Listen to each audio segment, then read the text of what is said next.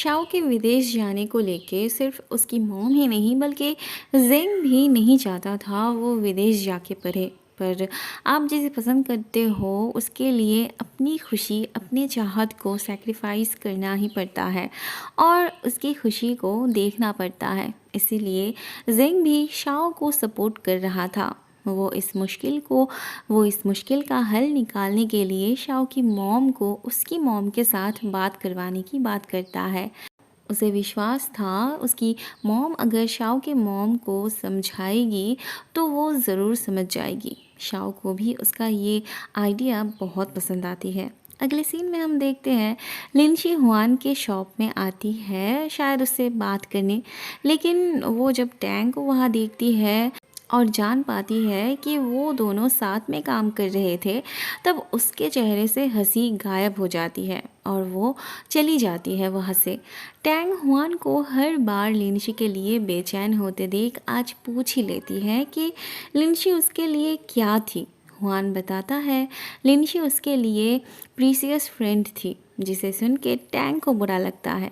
अगले सीन में हम देखते हैं शाओ जेंग के घर आती है। जेंग की मॉम पहले से ही उसके लिए केक निकाल के रखी थी। वो शाओ से पूछती है क्या उसकी मॉम के साथ झगड़ा हुआ है।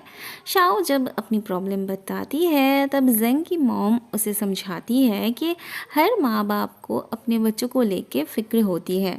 वो इतनी दूर जाके रहने वाली है तो नॉर्मल सी बात है उसके मॉम का परेशान होना। जेंग का मॉम उसके मॉम को समझाने की बात करती है तो शाओ उन्हें कस के हक करती है। वो जाना चाहती थी लेकिन जेंग की मॉम उसे कुछ दिखाने की बात करती है। बाद में वो शाओ को ये वाली ड्रेस दिखाती है जो कि बहुत ही खूबसूरत थी और महंगी भी। ये क्लियर नहीं था कि ये ड्रेस उन्होंने शाओ के लिए ही बनाया था या फिर उनकी थी। वैसे शाओ इतनी महंगी चीज़ नहीं लेना चाहती थी क्योंकि अगर उसकी मॉम को पता चलता तो उसे बहुत डांट पड़ती। पर जेंग की मॉम कहती है अगर वो नहीं लेगी तो वो जेंग को उसे इंसिस्ट करने के लिए बोलेगी। शाओ कहती है अगर उसे फिट आ जाए तो वो रख लेगी। जेंग की मॉम कहती है अगर उसे फिट आए तो उन्होंने और दो ड्रेस उसके लिए लेके रखा है। थोड़ी देर बाद जेंग आता है और शाओ को इस ड्रेस में देख के एक्साइटेड हो पड़ता है। अंदर ही अंदर उसे बहुत गर्मी लग रही होती है। अगले सीन में हम देखते हैं शाओ की मॉम उसे ढूंढते हुए जेंग के घर आती है। उसे ना पाके वो जाने ही वाली थी लेकिन जेंग की मॉम उन्हें जाने नहीं देती। शाओ की मॉम दिल खोल के अपनी दिल की बात उनसे शेयर करती है। तब जेंग की मॉम उन्हें समझाती है कि अगर अभी शाओ को मौका नहीं दिया गया तो शायद वो फ्यूचर में जाके रिग्रेट फील करेगी। अगले सीन में हम देखते हैं शाओ की मॉम को जब पता चलता है जेंग के मॉम से उसने ड्रेस लिया है तब उसे बहुत डांट पड़ती है। लेकिन शाओ के थोड़ी से तारीफ से उसके मॉम का सारा गुस्सा ठंडा हो जाता है और अपने पति से पैसे लेके शाओ की मॉम उसे देती है एक मैचिंग हेयर पिन खरीदने के लिए। फिर शाओ जेंगशी के पास आती है शॉपिंग पे चलने की बात करने। जेंगशी को जब पता चलता है कि जेंग से पहले शाओ ने उसे आके बोला तब वो अंदर ही अंदर बहुत खुश होता है। इतनी छोटी सी बात को लेके पता नहीं वो क्या क्या सोच बैठता है। अगले दिन इन दोनों को साथ लेके शाओ हेयर बैंड खरीदने आती है। वो एक एक करके इन्हें दिखाती है पर किसी को वो पसंद नहीं आती। शॉपकीपर परेशान हो जाती है उनसे। वो उन्हें ही चूज़ करके देने के लिए बोलती है। फिर दोनों अलग अलग पसंद करके देते हैं। फिर से कन्फ्यूजन क्रिएट होती है। तब शॉपकीपर शाओ को ऑपोजिट स्टोर पे जाके देखने को बोलती है। वहाँ जाके शाओ एक ड्रेस चूज़ करके ट्रायल देती है। जेंगशी पहली बार उसे ऐसे देख रहा था इसलिए उसकी हालत भी जेंग की तरह होती है। वहाँ शाओ को इन दोनों हेयर बैंड में से जेंग का वाला अच्छा लगता है और जेंगशी के चॉइस को बहुत ही ज़्यादा गंदा लगता है। अगले सीन में हम देखते हैं शाओ जेंग से उसके विदेश जाने के बारे में बात कर रही होती है। ऐसे में उसकी मॉम कचरा फेंकने आ रही थी तो उन्हें बात करते देख चुपके से उनकी बातें सुनने लगती है। शाओ को ये समझ नहीं आ रहा था कि उसकी मॉम को उसके विदेश जाने के फैसले से इतना भी क्या एतराज़ था। शाओ कहती है उसकी मॉम को इस बात की फ़िक्र है कि उसके जाने से उनकी बेटी उनसे दूर चली जाएगी और उनके पैसे भी खर्च होंगे। अगर कभी उनकी तबीयत ख़राब होगी तो वो उतने दूर से उन्हें देखने नहीं आ पाएगी। उसे खाना बनाना नहीं आता तो कैसे वो अपना खाने का जुगाड़ कर पाएगी। तब ज़ेंग घर से कुछ लाने जाता है और उधर शाओ की मॉम घर चली जाती है। ज़ेंग अंदर से उसके लिए एक रेसिपी बुक ला के देता है और उसे समझाने लगता है। शाओ कहती है ये अच्छी बात है कि वो उसके आसपास रहता है।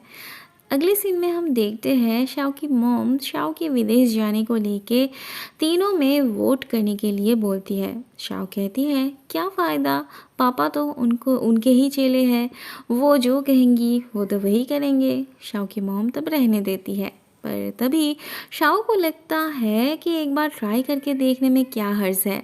शाओ की मॉम ना की तरफ से वोट देती है। शाओ के पापा सच में बहुत मुश्किल में पड़ गए थे, लेकिन उनकी ये मुश्किल उनकी पत्नी ही दूर कर देती है, उन्हें इशारे से शाओ के लिए वोट करने को बोल के। इसका मतलब वोट में शाओ जीत जाती है। अगले दिन हुआन के स्टोर में ये दो लड़के आके उसे बुली कर रहे थे। ऐसे में हुआन के दोस्त आ जाते हैं और उसे प्रोटेक्ट करते हैं। फिर वो लड़के उनके बॉस को बुलाते हैं और उनका बॉस और कोई नहीं बल्कि ये था।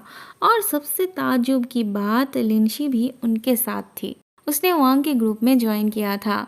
वो कुछ बोल नहीं पा रही थी और यहाँ हुआन को बहुत बड़ा झटका लगा था क्योंकि उसके सामने वांग उसे इंसल्ट कर रहा था। बाकी दोस्त लिंशी पे बहुत गुस्सा हो गए थे। उन्हें तो समझ ही नहीं आ रही थी कि लिंशी ने अचानक से क्यों उनका ग्रुप ज्वाइन किया। फिर बातों ही बातों में दोनों ग्रुप के बीच बास्केटबॉल कंपटीशन के बारे में बात होती है और अगले ही दिन वो सब मैदान में उतर जाते हैं। शर्त ये होती है कि अगर वांग का ग्रुप जीतता है तो ज़ेंग का ग्रुप नील डाउन होके उनसे माफ़ी मांगेंगे और वांग को अपना बॉस मानेंगे। ज़ेंग के ग्रुप की शर्त थी अगर वो जीत जाते हैं तो वांग का ग्रुप हुआन के सामने घुटने गिर के बैठेंगे और उससे माफ़ी मांगेंगे। ऐसे में हुआन कहता है वो वांग के साथ अकेले खेलना चाहता है। सब हुआन की बातों को सीरियसली नहीं ले रहे थे। किसी को भी भरोसा नहीं था हुआन जीत पाएगा। जीतना तो दूर की बात है, वो लोग तो सोच ही नहीं पा रहे थे हुआन खेल भी सकता है। शुरू में हुआन बार बार हार रहा था, लेकिन लास्ट के 2 राउंड में उसने बाजी मार ली। शर्त ये लगी थी कि अगर वांग का ग्रुप हार जाएगा तो वो वांग के सामने घुटने गिर के उससे माफ़ी मांगेंगे। पर वांग जब हार जाता है तो वो मैदान छोड़ के जाने लगता है, मगर जेंगशी उसे यूं आसानी से नहीं जाने देने वाला था। जेंगशी उसे फोर्स करता है हुआन से माफ़ी मांगने के लिए। तब लिनशी बीच में आती है जेंगशी को रोकने के लिए। शाओ तब लिनशी पर गुस्सा होने लगती है। वो उसे कहती है कैसी दोस्त है वो, क्या हो गया है उसे, क्या वो भूल गई उन लोगों ने हुआन को किस तरह से बुली किया था। हुआंग तब कहता है वो लोग हुआन को नहीं बल्कि हुआन लिनशी को हर वक्त परेशान करता रहता है। इसके बाद भी लिनशी चुप रहती है, जिसे देख हुआन को बहुत ज़्यादा चोट पहुंचती है। वो लिनशी को कुछ बोल के भी बोल नहीं पाता और चुपचाप वहाँ से चला जाता है। अगले सीन में हम देखते हैं टैंग किसी बहाने हुआन से मिलने आती है। वो हुआन से पूछती है क्या उसने कुछ खाया। शायद टैंग को पहले से ही ये एहसास हो गया था कि इस सिचुएशन में हुआन कुछ भी खा नहीं पाएगा, इसलिए वो पहले से ही उसके लिए और अपने लिए 2 ब्रेड लेके आई थी। हुआन तब साथ में बैठ के खाने की बात करता है। थोड़ी देर बाद टैंग हुआन से पूछती है वो लिनशी के साथ इतने अच्छे से क्यों पेश आता है। दरअसल बचपन में जब हुआन का कोई दोस्त नहीं बनना चाहता था तब लिनशी उसका साथ देने आई थी। जेंगशी शाओ से भी पहले लिनशी उसकी दोस्त बनी थी और हुआन ज़िंदगी भर ये भूल नहीं सकता था। लिनशी उसकी ज़िंदगी में रोशनी बन के आई थी।